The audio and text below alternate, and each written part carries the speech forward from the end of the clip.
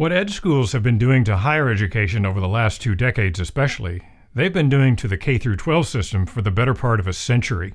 With rare exception, to become a K-12 teacher, counselor, principal, or superintendent, you have to have the relevant degree from an ed school. What's more, if you go online and look at the leadership of your state's Board of Education or Department of Education, chances are you'll see nothing but ed school graduates. In other words, the nation's worst academic institutions have a lock on the training and licensure of almost everyone involved in the nation's K-12 system. And to remind you of just what academic disasters most of these institutions are, I'd urge you to visit the EdSchools, that's one word, edschools.org website, which is the home of the most comprehensive study ever undertaken on the nation's K-12 teacher and administrator training schools.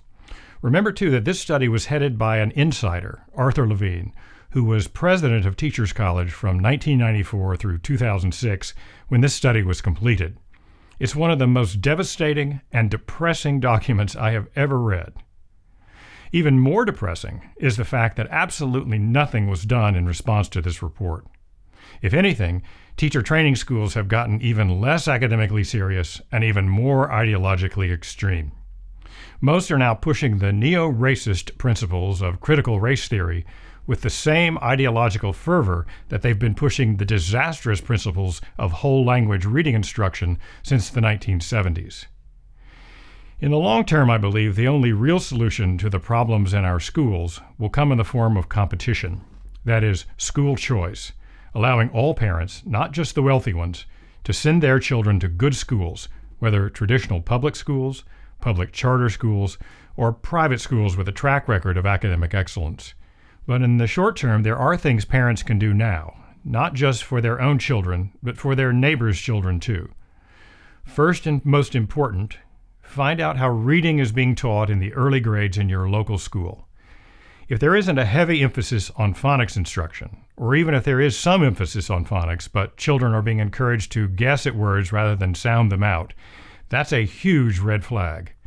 And here's the crucial point. Even if your own child is doing okay with reading and reading at grade level, that may be happening not because of, but in spite of the reading instruction your child is getting in school. So I'd urge everyone to think communally here.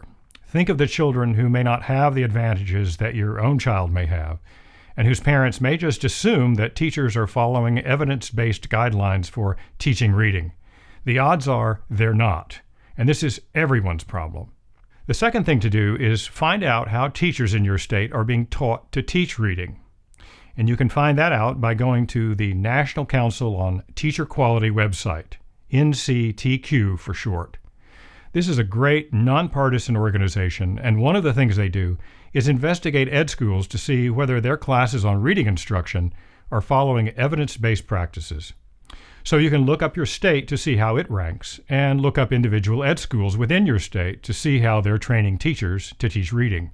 If there are ed schools in your state not following these guidelines, and I guarantee you there will be, I'd urge you to contact your state representatives and find out why, and what they plan to do about it.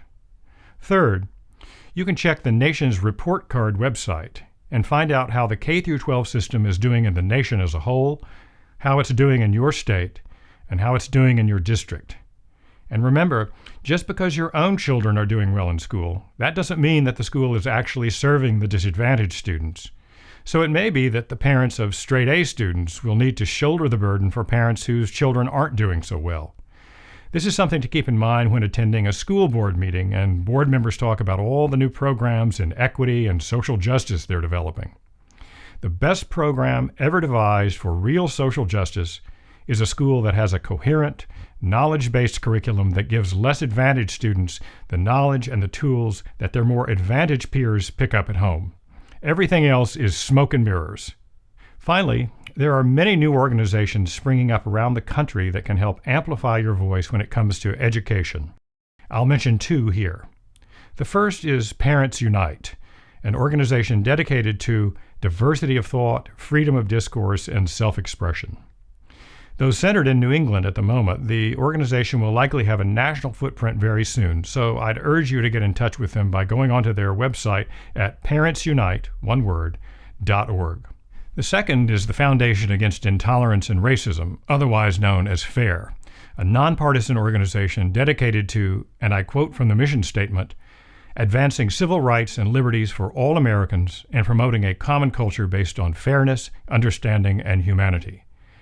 FAIR now has state chapters all over the country, and it's a great way to meet people who are concerned about ideological intolerance and intellectual orthodoxy in our schools and elsewhere, especially where race is concerned. And speaking of race, let me close this series with a crucial point. No serious person, not one, thinks that the racial history of America shouldn't be taught in our schools, or that racism doesn't exist in the United States. It does, it has, and it's done terrible things to people, terrible things to my black fellow Americans especially. And it's precisely for that reason that I'm so adamant, and I hope you are too, that we not create more racial division in the guise of fighting it. Thanks so much for watching.